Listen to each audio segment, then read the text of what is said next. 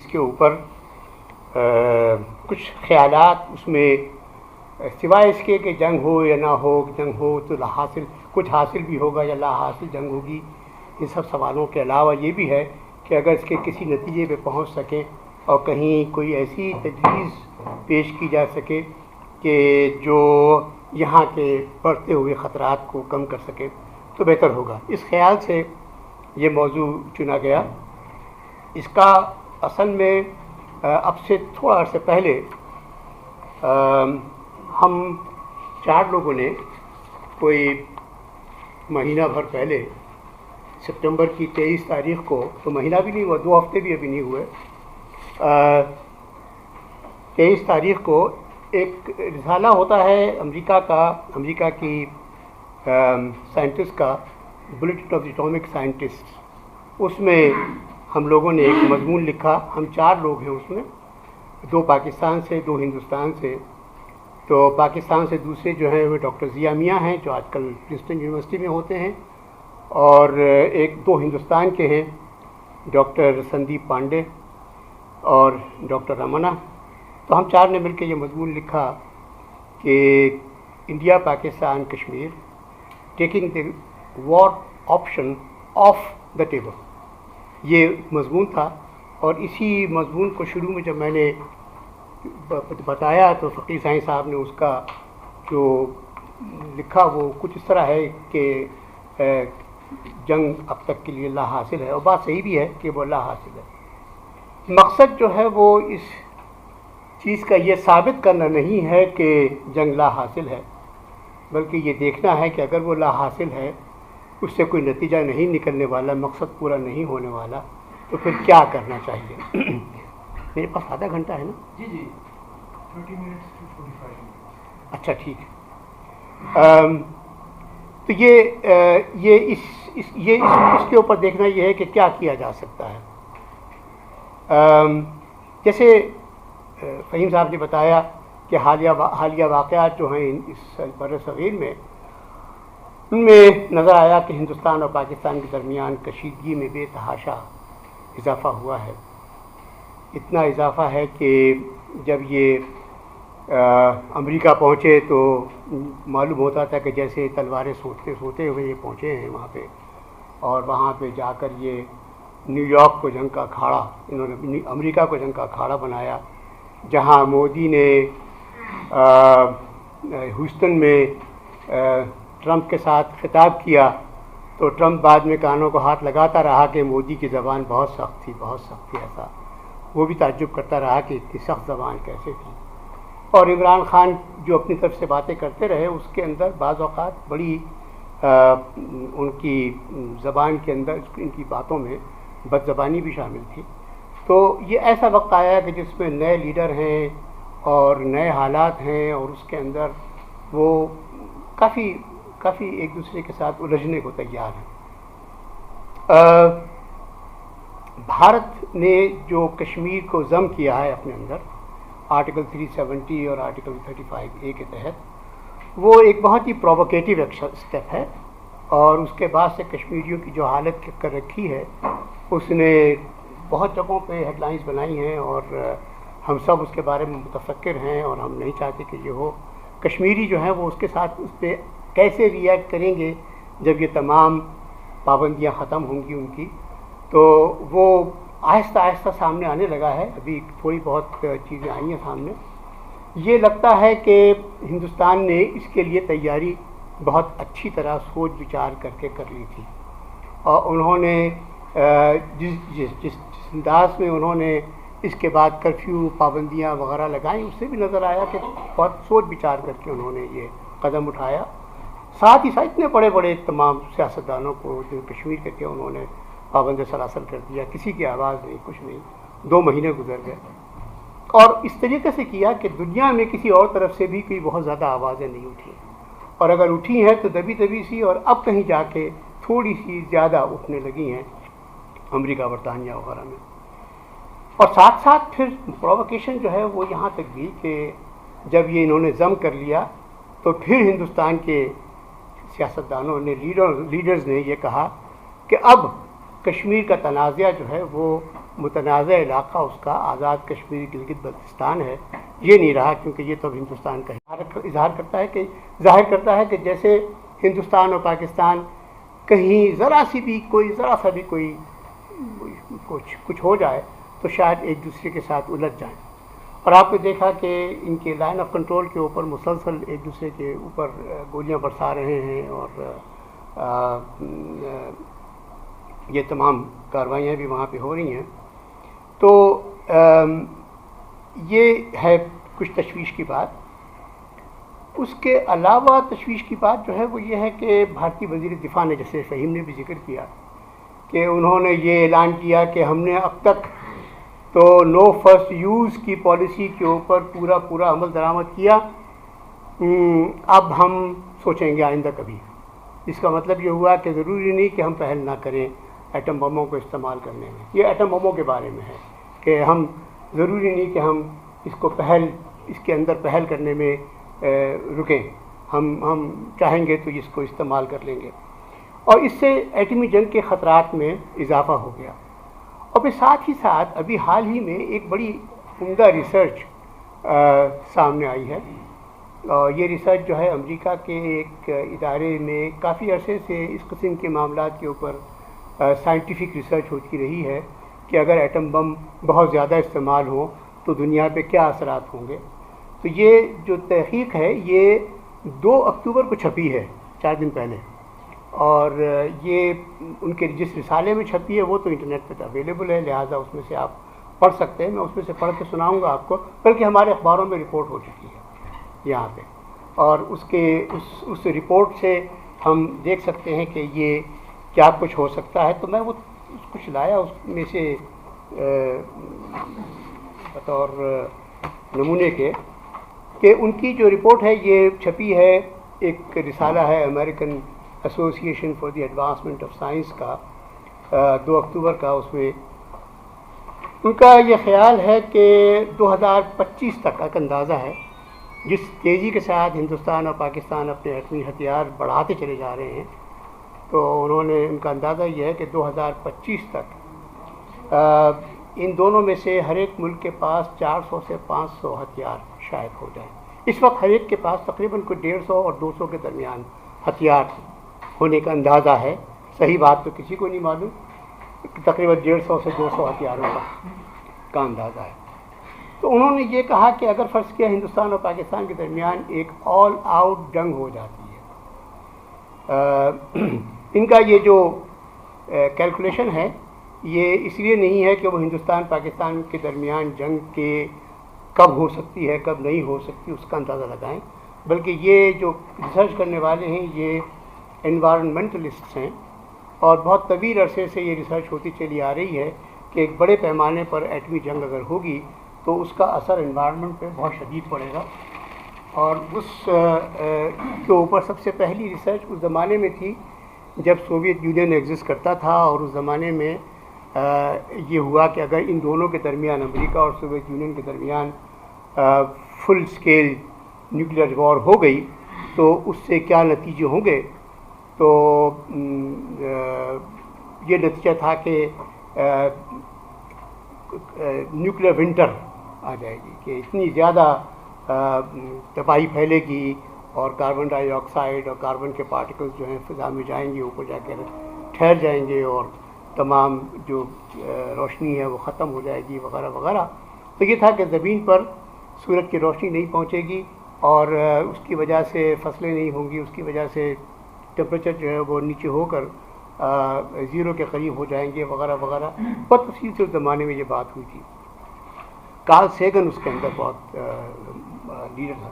یہ لوگ جو ہیں یہ اسی کو فالو کرتے ہیں، اور انہوں نے اسی بنیاد کے اوپر یہ ریسرچ کی کہ اگر فرض کیا علاقائی جنگ ہوتی ہے تو کیا ہوگا. تو انہوں نے اس کا جواب دینے کے لیے ہندوستان پاکستان کے درمیان فرض کیا کہ یہ جنگ ہو جائے، اور اس کا انہوں نے یہ اندازہ لگایا کہ اگر فرض کیا کہ انڈیا اپنے 100 ہتھیار استعمال کرے، اور یہ ہتھیار انہوں نے کہا کہ 12 کلو ٹن سے لے کر 45 کلو ٹن تک کے پاور کے ہوں، تو انہوں نے کہا کہ انڈیا اگر 100 اپنے بڑے ہتھیار استعمال کرے اور اربن سینٹرز کے اوپر مارے، اور پاکستان 150 ہتھیار استعمال کرے اور امریکہ اور ہندوستان کے اربن سینٹرز پہ استعمال کرے، تو وہ کہتے ہیں کہ اس سے جو فیٹیلیٹیز ہیں، اموات جو ہیں، وہ 50 سے 125 ملین لوگوں تک ہو سکتے ہیں دونوں ملکوں کے۔ 50 ملین کا مطلب 5 کروڑ اور 125 ملین کا مطلب ہے 12.5 کروڑ۔ یہ اموات ہو سکتی ہیں اس جنگ کی وجہ سے۔ اس کی وجہ سے جو آگ لگے گی اور اس کی وجہ سے جو کاربن نکلے گا اور فضا میں جائے گا وہ تقریباً بہت زیادہ ہوگا، اور وہ نکل کے اوپر ٹروپوسفیئر میں جانے کے بعد پھر وہ اسٹریٹوسفیئر میں چلا جائے گا اور وہاں پہنچ کے وہ ٹھہر جائیں گے اور وہاں پہ جا کے زمین پہ گریں گے نہیں بلکہ تمام دنیا میں پھیل جائیں گے۔ ان کا کہنا یہ ہے کہ یہ اسموک جو ہے وہ پورے گلوب میں پھیل جائے گا، اور جب یہ پھیلے گا تو سرفیس کے اوپر سن لائٹ 20 سے 35% کم ہو جائے گی، گلوبل سرفیس کا ٹمپریچر جو ہے وہ 2 ڈگری سے 5 ڈگری تک ہو جائے گا، سے کم ہو جائے گا، اور پریسپیٹیشن جو ہے وہ کم ہو جائے گی، فصلیں ختم ہو جائیں گی، اور ریکوری جو ہے اس کو ہوتے ہوتے 10 سال کا عرصہ لگے گا۔ پروڈکٹیوٹی دونوں ملکوں کی تباہ ہو کے 30% تک کم ہو جائے گی، وغیرہ وغیرہ۔ یہ اس کا ہے جو اخبار میں نے کم از کم ڈاؤن میں تو پڑھا ہی ہے، یہ اخباروں میں آیا تھا کہ یہ ریسرچ انہوں نے کی۔ تو یہ بھی ایک تشویش کی بات ہے کہ اگر ہمارے ہاں ہندوستان پاکستان کے لیڈرز اتنی لاپرواہی کے ساتھ اس قسم کی جنگجویانہ باتیں کرنے لگے ہیں تو یہ بھی ایک خطرہ ہے جس کی وجہ سے تھوڑا سوچنا پڑے گا، روکنا پڑے گا ان کو کہ جنگ کی طرف نہ جائیں۔ تاریخی طور پہ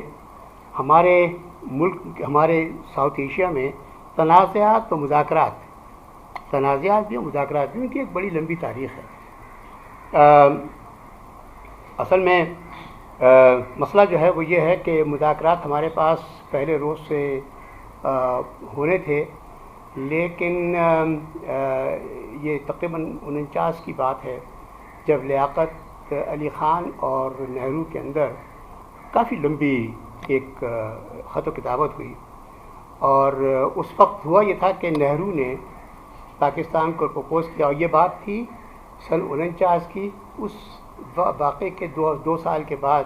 کہ جب پاکستان نے کشمیر کو حاصل کرنے کے لیے قبائلی بھیجے تھے۔ تو اس کے بعد ہندوستان اور پاکستان کا ایک اسٹیل میٹ ہوا، پاکستان کو یہ باقی حصہ ملا، ہندوستان کو وہ حصہ ملا، وغیرہ وغیرہ، یہ سب ہو گیا تھا۔ تو نہرو نے پاکستان سے یہ کہا کہ چلیں ایسے کرتے ہیں کہ ہم جنگ نہ کرنے کا معاہدہ کر لیں آپس میں۔ تو لیاقت علی خان نے کہا کہ بڑی اچھی بات ہے، ہم تیار ہیں کرنے کو، لیکن ایسا کریں پھر ہم تنازعات ہمارے درمیان کافی ہیں، تو ان تنازعات کو طے کرنے کے واسطے آپ کچھ بتائیے کہ ہم مذاکرات کریں گے، آربیٹریشن کریں گے، یہ اگر ہم اس کے اوپر اتفاق کر لیتے ہیں کہ مذاکرات میں ہم آربیٹریشن وغیرہ بھی ہو سکتی ہے تو ہم تیار ہیں۔ نہرو نے جواب میں لکھا کہ نہیں، ہم باہمی طور پہ تو بات کر لیں گے لیکن ہم آربیٹریشن کو ہم نہیں کرنا چاہتے۔ درمیان ان کے بہت طویل خط و کتابت جب ہوئی تو غالباً نہرو تقریباً تیار ہو چلا تھا کہ آربیٹریشن پہ بھی تیار ہو جائیں۔ تو پھر پٹیل جیسے لوگ جو کافی سخت موقف رکھتے تھے، انہوں نے بہت سختی سے کہا کہ نہیں، آربیٹریشن جو ہے یہ ٹھیک نہیں ہے، یہ اگر ہو گیا تو جو کچھ بھی ہم نے حاصل کیا ہے وہ ہم گنوا دیں گے، لہذا آربیٹریشن پہ بالکل تیار نہ ہو، وہ تیار نہیں۔ اس کا وہ وقت ہے کہ آج تک کا وقت ہے کہ ہندوستان آربیٹریشن کے لیے ایسے مطلب ایک موقف بنایا ہوا اس نے کہ ہم آزاد ممالک ہیں، ہم آزاد ہیں، ہم کیوں کسی کے اوپر ڈپینڈ کریں کہ وہ آ کے ہمارے درمیان صلح کرائے، ہم آپس میں مل کے صلح کر لیں گے اور بات ہو جائے گی۔ یہ چیزیں جب ہوئیں تو پھر بھی ہندوستان نے کم از کم 2 مواقع کے اوپر آربیٹریشن لی۔ ایک موقع جو تھا وہ تو تھا سن 64 کا، جب 62 یا 64 کا، جب انڈس واٹر ٹریٹی کے واسطے ورلڈ بینک کی انہوں نے آربیٹریشن لی، اور دوسری مرتبہ جب سن 65 کی جنگ کے بعد روس کی مدد سے انہوں نے مذاکرات کیے آپس میں، اور وہ روس کی ایک قسم کی آربیٹریشن تھی اس کے اندر شامل۔ تو وہ تو دونوں ہوئے، لیکن اس کے بعد پھر جب بھی موقع آتا ہے پاکستان نیگوسیشنز کی طرف جاتا ہے، وہ کہتے ہیں کہ نہیں، ہم آربیٹریشن ہم نہیں کریں گے، ہم بس باہمی بات کریں گے۔ تو آپ نے دیکھا ہوگا کہ ابھی ریسنٹلی جب عمران خان پہلی دفعہ جا کے اس سے ٹرمپ سے ملے تھے، اور ٹرمپ نے کہا کہ مودی نے مجھ سے کہا ہے کہ آپ ہماری بات کروا دیں، تو عمران خان تو بڑے خوش ہوئے، وہ تو پاکستان میں تو خوشی کی لہر دوڑ گئی کہ یہ تو آربیٹریشن ہو جائے گی، مودی کا ٹرمپ کہہ رہا ہے کہ وہ آربیٹریشن کروا دے گا ہندوستان پاکستان میں۔ ہندوستان میں اس کے اوپر بڑی لہر دوڑ گئی، تشویش کی، انہوں نے وہاں پہ کہا کہ نہیں، ہم کبھی نہیں مانیں گے ٹرمپ کو۔ اور ٹرمپ ایسا آدمی ہے کہ جو کبھی کچھ کہتا ہے کبھی کچھ کہتا ہے، ابھی بھی وہ بعض اوقات کہہ دیتا ہے کہ میں آپ لوگوں کی بات چیت کروا دوں گا، لیکن پھر بھی وہ کہتا ہے کہ میں آپ لوگوں کو ملوا دوں گا، بات چیت آپ لوگ آپس میں خود کر لیں، کیونکہ وہ ناراض نہیں کر سکتا ہندوستان کو۔ تو یہ ان کی یہ جو مذاکرات کی یہ تاریخ ہے، اس کے اندر یہ چیزیں شامل رہی تھی۔ پاکستان نے سوچا کہ ٹھیک ہے، ہم باہمی مذاکرات کے ذریعے سے کچھ حاصل کرنے کی کوشش کرتے ہیں، لیکن جو تاریخ ہے پوری، اس کو جہاں پہ میں پوری تاریخ کو نہیں دہرا سکتا، اس میں یہ ہوا کہ اگر بات کہیں پہنچ بھی گئی تو ہندوستان نے امپلیمنٹ نہیں کی، اور کہیں پاکستان نے اس کو بات کو آگے بڑھانے کی کوشش کی تو ہندوستان پیچھے ہٹ گیا، کیونکہ یہ باہمی مذاکرات تھے، لہٰذا اس کے اوپر کوئی اتنی انٹرنیشنل پابندی ہندوستان نے محسوس نہیں کی۔ یہ چیز جب چلتی رہی تو پاکستان نے پھر میرا خیال ہے کہ مجبور ہو کر پاکستان نے اپنے تنازعات کے واسطے اور راستے ڈھونڈنے شروع کیے، اور یہ ایک دفعہ تو پہلے بھی استعمال کر چکے تھے 1949 میں، جب انہوں نے ٹرائبلز بھیجے تھے کشمیر میں، اور بعد میں کی تاریخ کے اندر تو آپ کو معلوم ہے کہ جب سارے مجاہدین فارغ ہوئے افغانستان سے تو ان کا رخ ادھر کیا گیا، پھر یہ گئے کشمیر میں۔ اسی زمانے میں کشمیر میں اتفاق سے یہ ہوا تھا، انڈیا کی سینٹرل حکومت نے کشمیر میں، کانگریس کی حکومت نے کشمیر کے الیکشنز کے اندر کچھ گڑبڑ کی تھی، تو بڑی بے چینی پھیلی ہوئی تھی، اس کا فائدہ اٹھایا وہاں پہ بڑی چیزیں۔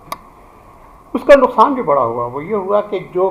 ان کی انڈیجنس تحریک تھی کشمیریوں کی، اس کو ان لوگوں نے جا کے ریڈیکلائز کر دیا، اور وہ ریڈیکلائز کرنے کا ایک جو شاخسانہ ہوا وہ یہ ہوا تھا کہ کشمیر کے پنڈتوں کو انہوں نے سری نگر سے مار کے بھگا دیا تھا، جس کا آج تک تمام ہندوستان والے جو ہیں وہ یہی کہتے ہیں کہ آپ نے ایسی حرکتیں کی، آپ کے مجاہدین نے ایسی حرکتیں کی مگر یہ جو فرسٹریشن میں پاکستان نے کیا، یہ تو پھر بعد میں بڑھتے ہی چلا گیا، کیونکہ وہ جو ہمارے جہادی تھے جن کو ہم نے افغانستان کے واسطے ٹرین کیا تھا، وہ پھر ان میں سے بہت سے ایسے نکلے، ہمارے پاس ریڈیکلائزیشن بہت ہوئی،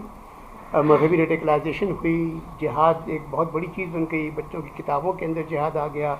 ہر جگہ مجاہدین ملنے لگے، تو وہ مجاہدین جو تھے انہوں نے پھر اور جگہوں پہ جانا شروع کر دیا۔ تو ایسا لگتا تھا کہ جیسے انڈیا کا کہنا یہ ہے کہ نہیں، آپ کی حکومت ان جہازوں کو استعمال کر کے ہمارے خلاف استعمال کرتی ہے، ہمارے حکومت کہتی ہے نہیں بھائی، وہ ہمارے خود اختیار میں نہیں ہے، وہ خود کر لیتے ہیں۔ یہ بات ہے جو دنیا میں کسی کو پاکستان کی بات پہ بھروسہ نہیں ہے۔ میں تفریق کر رہا ہوں ملیٹنٹس میں اور ٹیررسٹ میں، تفریق کر رہا ہوں میں۔ کشمیر میں جو لوگ وہاں کے اوریجنل لوگ ہیں، جو وہاں کی افواج کا مقابلہ کرتے ہیں، آرمز ریزسٹنس پیش کرتے ہیں، وہ تو ملیٹنٹ ہیں، وہ ٹیررسٹ نہیں ہیں۔ آج کل کی صورتحال کیا ہے؟ آج کل کی صورتحال یہ ہے کہ انڈیا جو ہے وہ اس کے لیے وہ ترقی کی راہ پہ گامزن ہے، وہ اپنے آپ کو سمجھتا یہ ہے کہ سپر پاور ہونا جو ہے وہ ایک ہاتھ دور رہ گیا ہے۔ اور ہے بھی کہ دنیا جو ہے وہ ان کو امپورٹنس دیتی ہے، دنیا کے جتنے بڑے بڑے فورمز ہوتے ہیں وہاں پہ اس کو انوائٹ کیا جاتا ہے، اس کی ویلیو ہے، اس کی ایک تو مارکیٹ بھی ہے لوگوں کے لیے، اور دوسری یہ کہ اس کے اپنے اندر بھی پروڈکٹیوٹی کی صلاحیتیں ہیں، جس کی وجہ سے اس کی اہمیت ہے اور اس کو اہمیت دی جاتی ہے۔ اور اس کا خیال یہ ہے کہ اس کے پاس ملٹری طاقت بھی کافی زیادہ ہے، اس علاقے میں سب سے زیادہ ہے، اور وہ سمجھتا یہ ہے کہ اس طاقت کو استعمال کر کے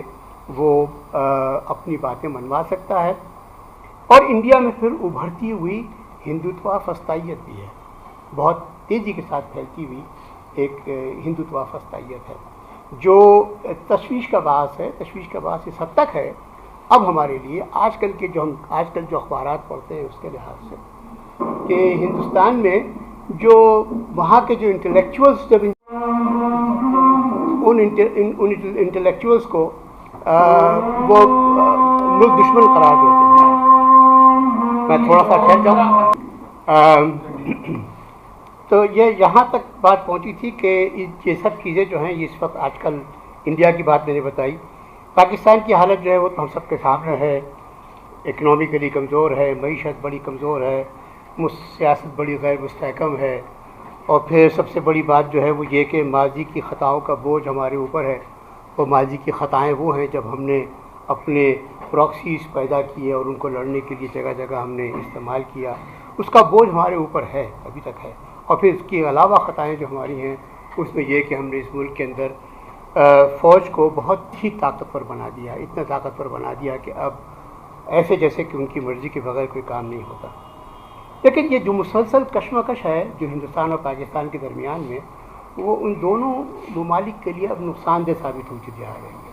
ہندوستان ہی کی بات ہم نے جہاں یہ کہا کہ وہ طاقتور سمجھتے ہیں اپنے آپ کو اور امپورٹنس ان کی دنیا میں ہے بھی, وہاں پہ مسلسل چھٹے سال ان کی گروتھ جو ہے وہ گری ہے. تو ان کی گروتھ جو جس کے اوپر وہ بہت خوش تھے کہ 6 اور 7% اینولی رہی ہے جی ڈی پی کی, وہ مسلسل چھٹے سال کو گرتی چلی جا رہی ہے. اور ملازمتیں جو ہیں وہ 45 سال میں کم ترین ہو گئی ہیں. ایک اکانومی کے اندر ان کے پرابلمز ہیں,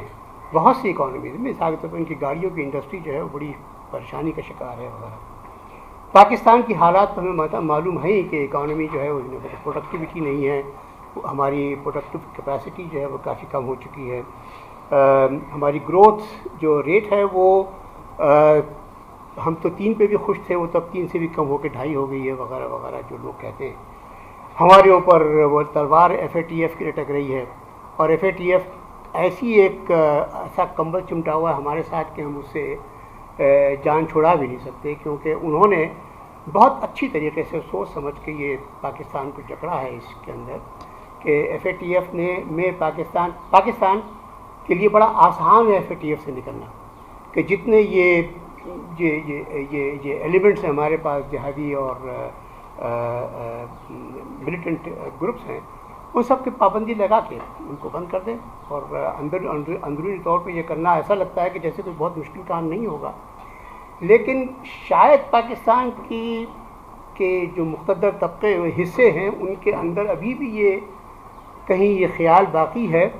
کہ یہ مفید حصے ہیں, ان کا ہم بعد میں کسی نہ کسی وقت فائدہ اٹھا سکتے ہیں, لہٰذا ان کو ختم کرنا جو ہے وہ اچھا نہیں ہوگا. یہ چیزیں جو ہیں یہ ہمارے لیے نقصان دہ ہیں, اور دنیا نے ایسا سلوک کسا ہے FATF کا کہ ہم بڑے پریشان رہتے ہیں. یہ سب چیزیں بتا رہی ہیں کہ کیسے اس کشمکش نے ان دونوں کو نقصان میں ڈالا ہے. تو ایسے میں خیال یہ ہوتا ہے کہ, اور آپ کو پتہ ہے کہ پاکستان اور ہندوستان نے کم از کم بہت ماضی قریب میں 2 بڑی اچھی اپارچونیٹیز مس کی کہ جب ان کے تعلقات اچھے ہو سکتے تھے. ایک لاہور سمٹ کہ جہاں پہ ہم سمجھتے تھے کہ حالات اچھے ہو گئے, وہاں پہ ایک چھوٹی سی اس حرکت پہ جو اب جس کے اوپر کتابیں کئی آ چکی ہیں, کرگل کی جنگ نے بہت شدید نقصان پہنچایا ہے. اور وہ سب کچھ اس کا جو کچھ بھی حاصل ہوا تھا لاہور سمٹ سے وہ ختم ہو گیا. اور دوسری اس کے بعد مشرف کے دور میں 2004 سے لے کے 2008 تک بیک چینل ڈپلومیسی چلتی رہی بہت, اس کے ساتھ لامبا اور طارق عزیز کے درمیان بہت طویل عرصے چلی ہے. اور انہوں نے غالباً کافی لمبا ایک روڈ میپ بنا لیا تھا کہ اس پہ چلیں گے. تو پھر ہمارے پاس جو کچھ بھی اس کے بعد انتشار پھیلا, اس کی وجہ سے وہ سب چیز رک گئی, ختم ہو گئی. تو وہ بھی اب نہیں رہی, اب کوئی اس کی بات نہیں کرتا, حالانکہ وہ بھی شاید اچھا ہوتا ہے کہ اس کو ہم فالو کرتے. اس کے اندر ایک بات تھی جس کو ذہن میں رکھنے کی ضرورت ہے کہ جس میں وہ اس بات ہمیں بتایا گیا ہے, ہم نے پڑھا تو نہیں ہے, بتایا گیا ہے کئی تحریروں میں ہے کہ جیسے کہ انہوں نے یہ کہا کہ کشمیر کی جو LOC ہے اس کو ہم ایک حد فاصل قرار دے دیں, ایک انٹرنیشنل بارڈر بنا دیں تو اس کے بعد یہ مسئلہ، اس کے علاوہ انہیں یہ مسئلہ حل ہوتا کسی صورت میں نظر نہیں آتا تھا، کسی صورت میں حل ہوتا نظر نہیں آتا. ہمارا یہ خیال ہے کہ ان دونوں ملکوں کو اب جنگ سے تائب ہو جانا چاہیے، آپس میں جنگ سے تائب ہو جانا چاہیے. ان دونوں کو آپس میں نو وار پیکٹ کر لینا چاہیے. اسی بتائی کہ نہرو نے شروع میں نو وار پیکٹ پرپوز کیا تھا اور کسی وجہ سے وہ آگے چلا نہیں. جو اس وقت جو ہمارے ہاں کے سیاستدان تھے اور حکمران تھے، ان کا خیال یہ تھا کہ ہمارے پاس سے کشمیر کو بزور حاصل کرنے کا جو ایک ذریعہ پاسبل ہے وہ ہمارے ہاتھ سے نکل جائے گا اگر ہم نے نو وار پیکٹ کر لیا. تو لہٰذا وہ راضی نہیں ہوئے. انہوں نے کہا کہ پھر ٹھیک ہے، آپ معاملات طے کرنے کے واسطے کوئی اور راستے اختیار کریں، بائیلیٹرل ارینجمنٹ وغیرہ، اور بات ساری وہاں پہ ختم ہوئی. ضیاء الحق نے بھی نو وار پیکٹ پرپوز کیا، لیکن ضیاء الحق نے نو وار پیکٹ اس زمانے میں پرپوز کیا جب پاکستان جو ہے وہ پنجاب کی تحریک کو پوری طرح سپورٹ کر رہا تھا. تو اس زمانے میں ہندوستان نے کہا کہ نہیں، یہ نہیں ہو سکتا کہ آپ نو وار پیکٹ کریں اور یہاں سے ہمیں سوئیاں چبھاتے رہیں، یہ تو ہم نہیں کر سکتے. یہی بات پھر مشرف کے زمانے میں بھی ہوئی کہ مشرف کے جب یہ میرے خیال میں یہ سن 2000 میں مشرف نے یہ پرپوز کیا کہ نو وار پیکٹ ہونا چاہیے، تو انہوں نے کہا کہ نہیں، آپ اس کے اگر یہ نو وار پیکٹ ہو گیا تو اس کا مطلب یہ ہوا کہ آپ کی طرف سے جو یہ پن پرکس ہے ان کا ہم مقابلہ نہیں کر سکیں گے، ان کو ہم روک نہیں پائیں گے، آپ ہمارے ہاتھ روک لیں گے نو وار پیکٹ پہ سائن کروا کے. تو یہ بدگمانیاں بہت ہیں آپس میں، بدگمانیاں اتنی زیادہ ہیں کہ ان کی طرف بدگمانیاں، خوف، شکوے، یہ سب ان کے درمیان موجود ہیں. اور جب تک کہ یہ دور نہ ہو اس وقت تک نو وار پیکٹ جو ہے وہ ہونا ممکن نہیں ہے. بدگمانیاں وغیرہ کیا ہیں؟ پہلی بات جو ہے وہ یہ ہے کہ دونوں طرف کی جو فوجیں ہیں ان کو اپنی اپنی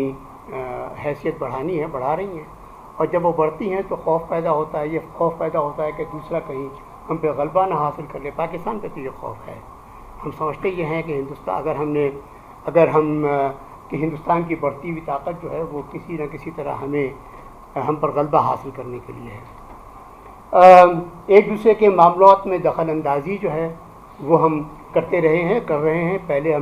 میں نے مثال دی پاکستان کا، جس طریقے سے پاکستان نے کشمیر میں کیا یا اور جگہوں پہ انہوں نے کیا، پنجاب میں کیا. ہندوستان کے اوپر آج کل پاکستان کی طرف سے شکایت ہے کہ وہ بلوچستان میں کر رہی ہے یا فاٹا میں افغانستان کی طرف سے کر رہی ہے وغیرہ. یہ ایک دوسرے کے اوپر یہ بدگمانی ہے کہ اندرونی معاملات میں دخل اندازی کرتے ہیں. جہاں ہمارے اندر بغاوتیں ہوتی ہیں، سیاسی ناراضگیاں ہوتی ہیں، جیسے سندھ میں ہوئی یا سندھ میں MQM کی ہوئی، مہاجروں کی ہوئی، تو اس کے لیے بھی یہی ہوا کہ ہندوستان نے فوراً ان کے لیے کچھ نہ کچھ بندوبست کیا کہ ان کو بلا کے اپنے پاس ٹرین کرنا، پیسے دینا وغیرہ وغیرہ. یہ ہماری ریاست کے ان میں اچھی طرح ہے. ایک دوسرے کو کمزور کرنے کی کوشش میں ایک دوسرے کے ممالک کے اندر، یہ سرحدوں کے اندر تخریبی کارروائیاں بھی انہوں نے بہت کی ہیں. آپ کو یاد ہوگا کہ ایک ہندوستانی قیدی تھا جو بہت طویل عرصے کے بعد، جس کے اوپر بڑی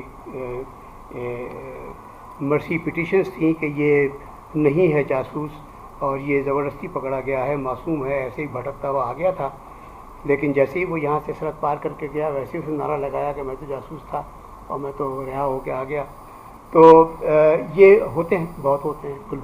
کلبھوشن یادو جو ہے اس کا بھی واقعہ ہمارے سامنے ہے، اور پاکستان کے بہت ہیں ایسے جاسوس جو وہاں پہ کام کر رہے ہیں. اور پھر اس کے علاوہ پاکستان کو بہت بڑا خدشہ جو ہے وہ یہ ہے کہ پاکستان کے جو بحری اور بری راستے ہیں وہ ہندوستان روکے گا. آپ کو یہ جو بحری راستے ہیں ان کی ناکہ بندی ہندوستان نے ایک سے زیادہ مرتبہ کی ہے، اور جب کبھی تشویش بڑھتی ہے پاکستان کو بہت ایک دم خوف آ جاتا ہے کہ یہ ہمارے بحری راستے جو ہے وہ بند کر دیں گے. ابھی فروری کے اندر جو یہاں پہ تھوڑی بہت اسکرمشز ہوئی تھیں اس میں پاکستان نے تو کہا کہ ہم نے تو ان کی ایک آب دوست کو دیکھا پاکستانی واٹرز میں، اور ہم نے اس کو ڈرا کے بھگا دیا. یہ ہماری اطلاع. تو یہ بحری راستے ناکہ بندی جو ہے یہ ہندوستان نے کی تھی 71 کی جنگ میں. اور پاکستان نے جب اپنے ایٹمی ہتھیاروں کا ڈاکٹرن تو نہیں بنایا لیکن ریڈ لائنز بتائی تھیں کہ یہ ریڈ لائنز ہیں جس کو اگر دشمن کراس کرے گا تو ہم ایٹمی ہتھیار استعمال کر دیں گے. ان میں ایک یہ بھی تھا کہ بحری ناکہ بندی اگر ہوئی ہماری یہ لائف لائن جو ہے ان کو کہیں بھی نقصان پہنچا تو لائف لائن میں یہ بحری ناکہ بندی بھی ہے. لائف لائن میں دوسری چیز جو ہے وہ دریاؤں کا پانی بھی ہے کہ دریاؤں کے پانی کے بارے میں ہندوستان بہت وہاں پہ تحریک ایک ہے جو کہتی ہے کہ بالآخر یہ دریا تو ہمارے ہیں. تجارتی معاملات میں ایک دوسرے کو زد دینے کی کوشش کرنا جس کے اندر آپ سامان لا کے ڈمپ کر دیں اور اس کی اکانومی کو نقصان پہنچانے کی کوشش کریں اور دوسری ممالک کے ساتھ مل کر محاذ بنانا دوسرے کے خلاف یہ بھی شکوے اور خوف ہے ان کے درمیان آپس میں. اور جیسے میں نے بتایا کہ آج کل پاکستان میں ہندو فسطائیت کی طرف سے خوف ہے اور ہندوستان میں پاکستان کی میں جو بڑھتی ہوئی مذہبی قدامت پسندی اور جہاد وغیرہ ہے اس سے بڑی پریشانی ہے. تو یہ تو ہے کہ اب یہ اگر جنگ جو ہے یہ لا حاصل ہے اور اس سے کچھ فائدہ نہیں ہوگا تو جنگ نہ کرنے کی سوچیں پھر اور کوئی ایسی چیزیں بنائیں اور پھر اس کے اندر اگر جنگ نہ کرنے کی سوچیں تو پھر جو ان کے اندر ایک دوسرے کے خلاف جو خوف ہیں اندیشے ہیں شکوے ہیں ان کو دور کرنے کی کوشش کریں. یہ ان پر توجہ دیں. جہاں تک کشمیر کا معاملہ ہے میرا خیال ہے کہ ہوش کا تقاضا جو ہے وہ تو یہی ہے کہ اب اس میں جس کسی کو بھی اپنا حصہ چھوڑنا پڑا اس کی بڑی اس کے لیے بہت بری بات ہوگی. لہذا بات وہی ہے جو مشرف کے زمانے میں تقریباً طے ہو گئی تھی کہ LOC کو ایک سرحد تسلیم کر لیا جائے. پھر اس کے معاہدے کرنے میں معاہدہ جو کریں آپس میں تو اس میں اندیشے اور خوف دور کرنے کی کوشش کریں اور وہ اس طرح کوشش کریں کہ ہم آپس میں معاہدہ تو کرتے ہیں کہ ہم ایک دوسرے سے جنگ نہیں کریں گے لیکن جنگ میں پھر جنگ ہم کسے کہیں گے اس کو ہم ڈیفائن کر دیں. تو جنگ ہم کسے کہیں گے اس کو ڈیفائن کرنے میں ہمیں بہت سی چیزیں کہنی چاہیے. پہلی بات یہ ہے کہ ہم کہیں گے کہ use of weapons of war یا threatening to use weapons of war یہ جو ہے جنگ ہے, یہ جنگ کا ایک قدم ہے. یا invading the territory of the other country یہ جنگ ہے. یا supporting armed insurrections of the other country وہ بھی ایک جنگ کا قدم ہے. یا کمیٹنگ اور helping to commit acts of sabotage and disruption of civil life in the other territory یہ بھی جنگ کے معنوں میں آنا چاہیے, تعریف میں آنا چاہیے. بلاکیڈنگ اور آبسٹرکٹنگ دی وے ان اینی وے لینڈ سی اور ایئر ایکسیسز یہ بھی جنگ کی اس میں آنا چاہیے, تعریف میں آنا چاہیے. Disrupting the flow of river water یہ بھی جنگ کی تعریف میں آنا چاہیے. ڈسیمینیٹنگ اور helping to disseminate hostile propaganda against the other country اس کو بھی ہوسٹائل پروپیگنڈا جو ہے وہ بھی جنگ کی اقدامات کی تعریف میں آنا چاہیے. Joining trade wars against the other وہ بھی آنا چاہیے. پھر یہ کہ دوسروں کے انٹرنل ڈسپیوٹس کے اندر آ جانا اس کو بھی اس میں جنگ کی تعریف میں آنا چاہیے. اور کسی کے دوسروں کے خلاف اسٹریٹجک الائنس بنانا اور پاورز کے ساتھ مل کر وغیرہ یہ تمام وہ چیزیں ہیں جو ایکٹس آف وار بن سکتی ہیں. یہ تو ایک چھوٹی سی فہرست ہے, ہو سکتا ہے کہ یہ فہرست جو ہے وہ اور بھی اس کے اندر اور بھی لوگ شامل کر سکیں. مقصد جو ہے وہ یہ ہے کہ اس میں اندیشے خوف شکوے ان کی گنجائش نہ رہے. اور یہ چیزیں اگر ایکٹس آف وار ہیں تو اس سے بہت بڑے اگر فرض کیا ان کی بنیاد پر ہم یہ ہندوستان اور پاکستان مل کر ایک معاہدہ کر لیتے ہیں کہ آئندہ وہ ایک دوسرے کے ساتھ جنگ نہیں کریں گے اور یہ شقیں اس کی ہوں گی تو اس میں بڑے فائدے ہوں گے. اس میں بڑے فائدے یہ ہوں گے کہ جب کبھی ان کے کسی ملک کے اندر جہاں کہیں یا ہمارے ملک کے اندر کبھی کوئی اندرونی ناراضگی کی بنیاد کے اوپر کشمکش ہو رہی ہوگی, شاید وہ کشمکش جو ہے وہ تھوڑی سی تیز ہو کر مسلح کشمکش بن جائے تو ہم دوسرے پہ انگلی اٹھانے کی بجائے ہم خود کو دیکھیں گے، ہم اس کو اندرونی طور پہ حل کرنے کی کوشش کریں گے، بجائے اس کے کہ ہم کسی دوسرے پہ الزام لگائیں گے کہ وہ ہمارے ہاں یہ چیزیں اکسا رہا ہے۔ یہ نہیں ہوگا۔ اس قسم کی چیزیں جو ہیں وہ ہمیں فائدہ پہنچائیں گی۔ آخر میں ختم ہونا، اور اس کے بعد پھر ان کے جو ریسورسز بچیں گے، جو آج کل ہم دونوں مل کے بہت زیادہ اپنی ریسورسز کو جنگ کی حالت کے لیے، جنگ کے تیاریوں کے لیے استعمال کرتے ہیں، اگر وہ ختم ہوں گے تو شاید اس کی وجہ سے ہمارے عوام کے اندر بڑا فائدہ پہنچے گا۔ ہمارے شاید دونوں ممالک کے درمیان تجارت، یوزفل تجارت بہت اچھی ہونے لگے گی، جس کا ہم سب کو فائدہ ہوگا۔ شاید ہمارے اندر مختلف عوام کے اندر جو ایک پردے پڑے، دیواریں کھڑی ہونے کی وجہ سے جو بدگمانیاں بہت سی ہیں وہ شاید ختم ہوں گی، آہستہ آہستہ ختم ہوں گی لیکن ہوں گی۔ اس قسم کی چیزیں بہت سے اس کے بہت سے فائدے اس قسم کے ہو سکتے ہیں۔ لہٰذا یہ تجویز ہے کہ اس